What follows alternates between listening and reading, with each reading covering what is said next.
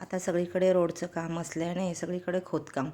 पण मी एक वेळेस रस्त्याने जात होते, माझं नेहमी त्या रस्त्याने ऑफिसला जाणं असतं, म्हणून मी चालले होते. तर एक छोटंसं बाळ 7-8 महिन्याचं बाळ होतं. ते मस्त मला टाटा बाय बाय करत होतं, पण माझ्या पर्समध्ये तेव्हा चॉकलेट होते, ते घशात वगैरे अटकेल, बिस्किट वगैरे नव्हते. मग मी तिथे जाऊन बघितलं, बिस्किट वगैरे घेतले त्याला, असे सॉफ्ट केकसारखे. आणि त्याच्या आईच्या तोंडावरती जे हसू आहे ते बघण्यासारखं आहे. तुम्ही बघू शकता. मग मी थोडं गप्पा वगैरे पण मारल्या आणि पाठीमागे काम चालू आहे. ती आई तिथेच काम करत होती आणि सावलीत त्याला चटई टाकून मग मी बोलवून घेतलं.